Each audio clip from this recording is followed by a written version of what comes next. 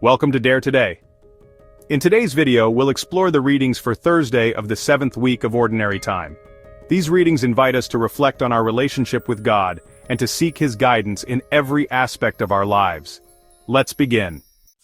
Let's begin with the reading from the book of Sirach, chapter 5, verses 1 through 10. Do not rely on your wealth and say, "With this I have everything." Do not be led astray by your instincts and passions, nor follow your whims and fancies. Do not say, "I submit to no one," because the Lord will hold you accountable. Do not say, "I have sinned and nothing has happened to me," because the Lord is patient in punishing. Do not rely on God's forgiveness to pile sin upon sin, saying, "His mercy is great and He will forgive all my sins." Because in Him there is mercy, but there is also wrath, and He unleashes His anger on the wicked. Do not delay in returning to the Lord, nor put it off from one day to the next, because His fury erupts suddenly, and you will perish on the day of punishment. Do not trust in deceitful money, which will be of no use to you on the day of judgment. Let's move on to the reading from the Holy Gospel according to St. Mark, Mark chapter 9, verses 41 through 50. At that time Jesus said to His disciples, "Anyone who gives you a cup of water to drink because you belong to Christ, I assure you, will not lose their reward. If anyone causes one of these little ones, those who believe in me, to stumble, it would be better for them to have a large millstone hung around their neck and to be drowned in the sea.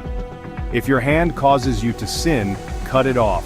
It is better for you to enter life maimed than with two hands to go into hell, where the fire never goes out. And if your foot causes you to sin, cut it off. It is better for you to enter life crippled than to have 2 feet and be thrown into hell. And if your eye causes you to sin, gouge it out. It is better for you to enter the kingdom of God with 1 eye, than to have 2 eyes and be thrown into hell, where the worms that eat them do not die, and the fire is not quenched. Everyone will be salted with fire.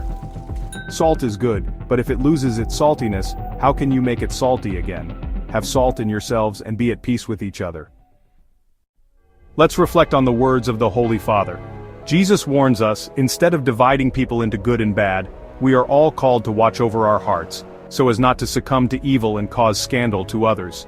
In fact, the risk is being inflexible towards others and indulgent towards ourselves. And Jesus urges us not to compromise with evil with striking images. If anything about you causes someone to sin, cut it off. If something is bad for you, cut it off.